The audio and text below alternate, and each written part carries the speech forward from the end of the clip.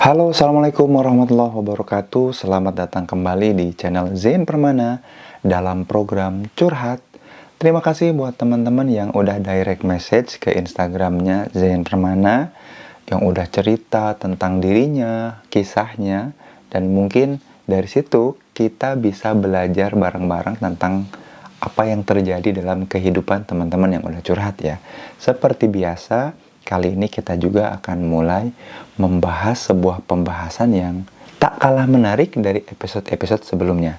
Kalau teman-teman belum nonton episode-episode sebelumnya, langsung aja putar playlist curhat ya di channel Zain Permana ini, karena mungkin banyak kisah-kisah yang bisa jadi pelajaran buat kita dalam kehidupan sehari-hari atau dalam menghadapi kehidupan ya. Terutama saya bahas dari sudut pandang diri, relasi, dan yang pasti psikologi ya.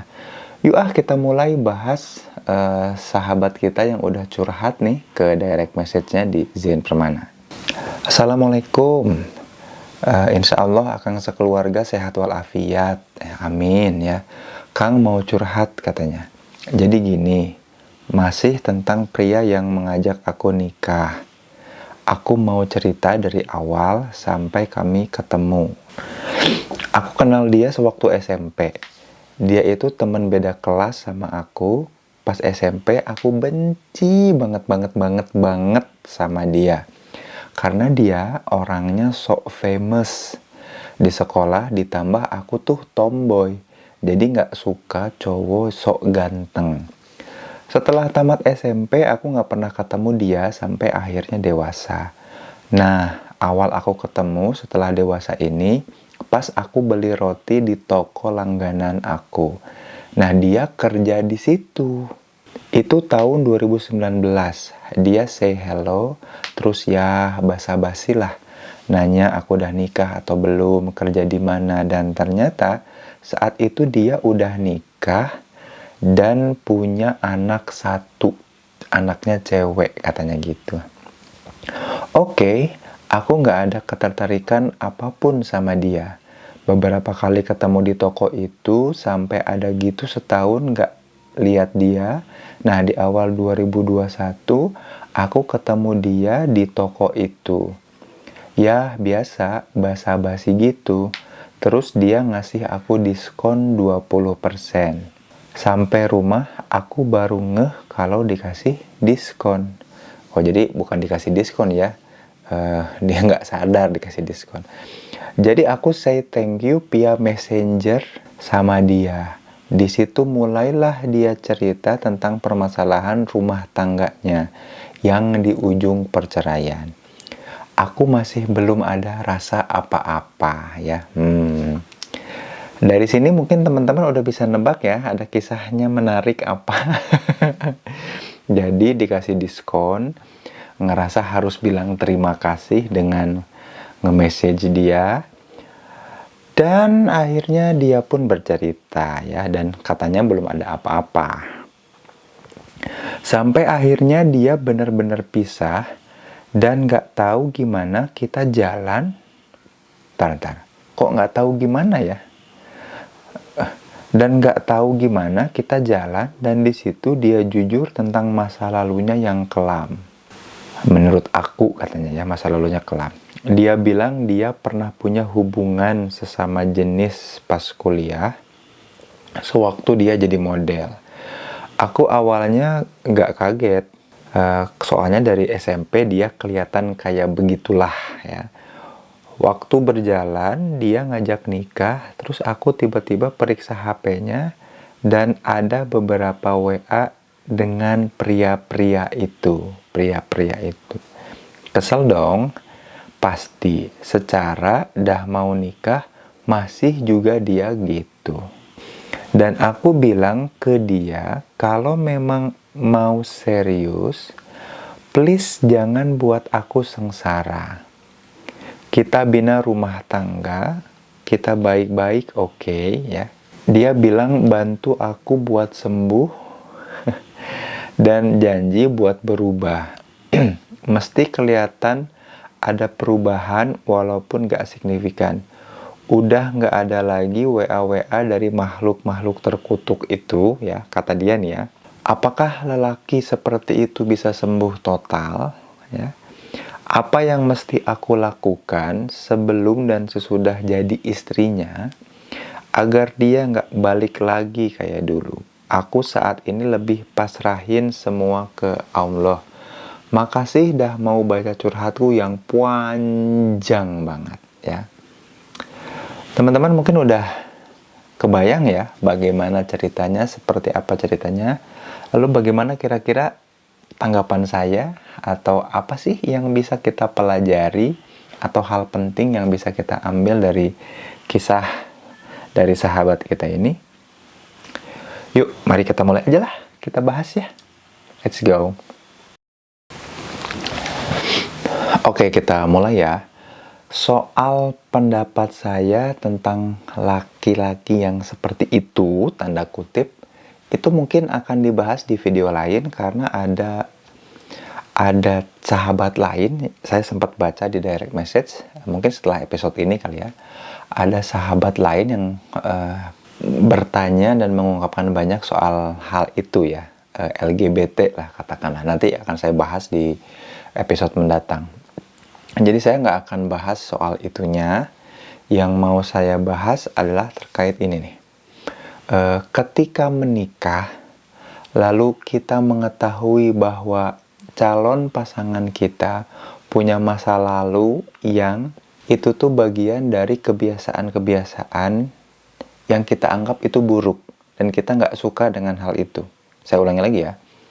Jadi kalau kita punya calon pasangan, kemudian kita mengetahui bahwa ada kebiasaan-kebiasaan yang menurut kita buruk dan kita sangat nggak suka yang dia punya. Lalu pertanyaannya, apakah dia bisa berubah gitu ya setelah menikah? Apakah kemudian dengan menikah kita bisa merubah orang itu? Nah, itu yang harus, kayaknya itu yang jadi pelajaran di video kali ini ya, di cerita sahabat kita kali ini. Saya mau ngasih tahu gini. Setiap kali ada niat untuk menikah yang melibatkan janji atau komitmen bahwa aku akan berubah jadi lebih baik, atau aku akan butuh bantuan kamu untuk merubah, atau aku ingin merubah kamu, itu biasanya nggak benar ya. Seringkali relasinya, hubungannya nggak bertahan lama karena terpaksa dan kasihan, dan ujung-ujungnya akan jadi toxic relationship ya. Kata siapa itu? Hasil penelitian beberapa literatur tentang romantic relationship yang pengen mengubah atau pengen berubah yang dibantu. Itu perlu hati-hati.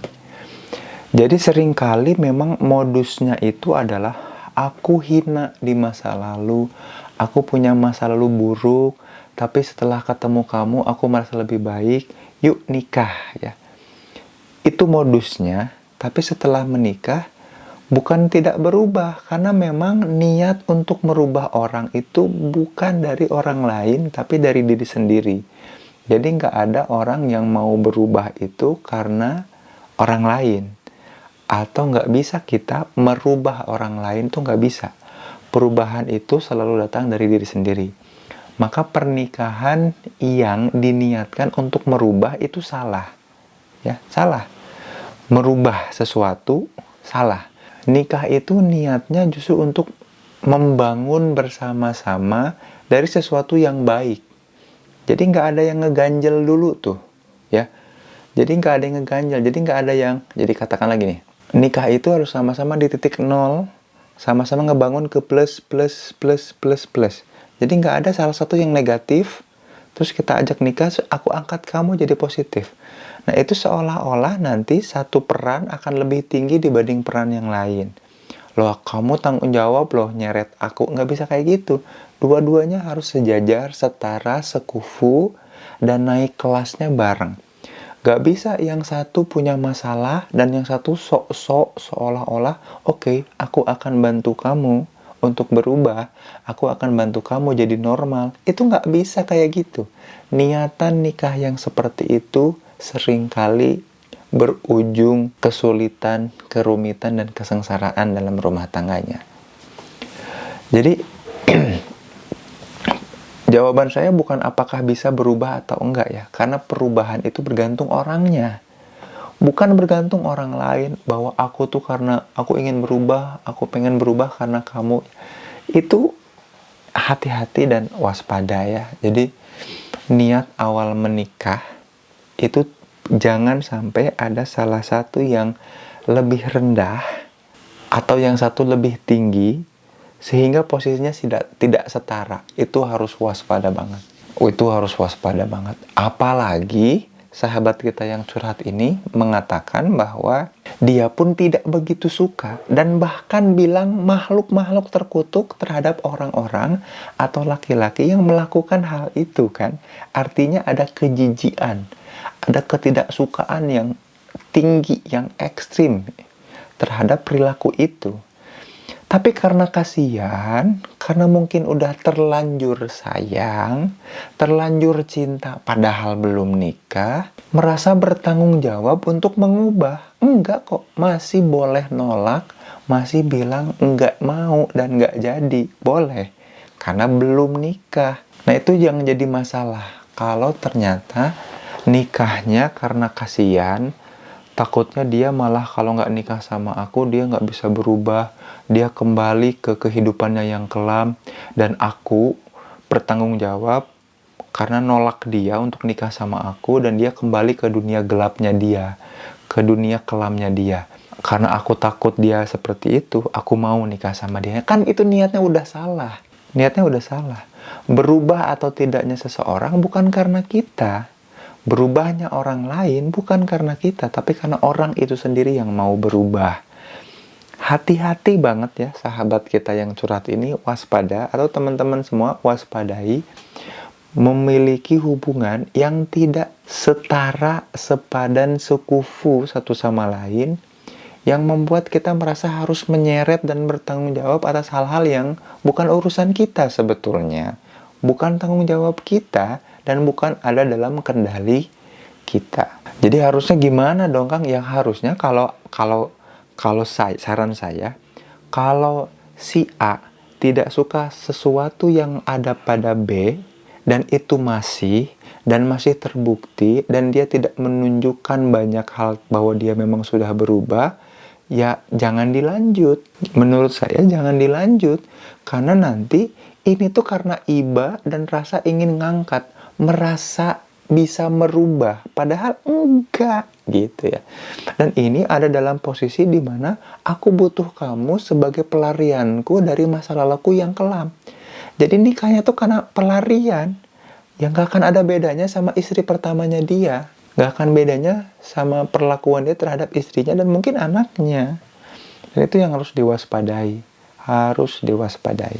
Nah mudah-mudahan ini bisa jadi pelajaran buat sahabat kita yang curhat dan buat teman-teman yang menyimak ya, bahwa dalam pernikahan itu, mau memulai menikah itu pastikan betul levelnya 0-0, sama-sama 0.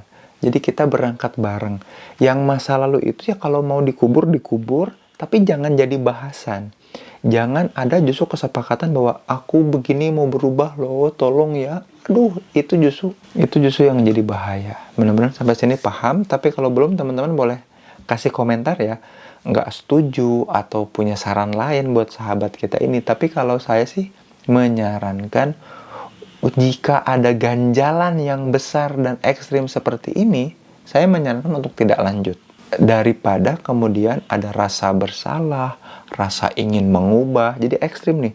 Pertama, kalau mutusin rasa bersalah, tapi kalau jadi dia ngerasa punya tanggung jawab harus mengubah. Jadi ekstrim banget nih. Di satu sisi sangat positif, di satu sisi sangat negatif.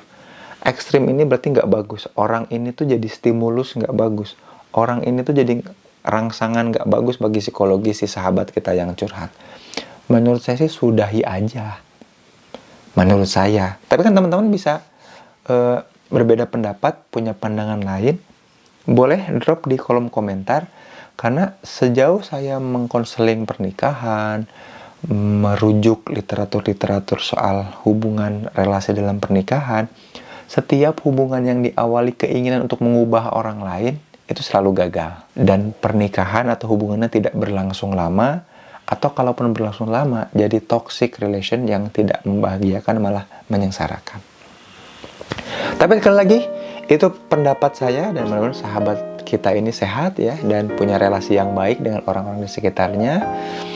Jika teman-teman mau curhat juga, jangan lupa DM aja ke Zain Permana, drop di kolom komentar, share ke teman-teman yang mungkin punya permasalahan yang sama, kegalauan yang sama ketika akan memulai pernikahan. Sampai jumpa di video selanjutnya. Saya akan bahas sahabat kita yang ngomongin LGBT kali ya, dan bagaimana pendapat saya soal itu, hasil literatur review saya soal itu. Kita simak aja video yang akan datang. Sampai jumpa. Assalamualaikum warahmatullahi wabarakatuh.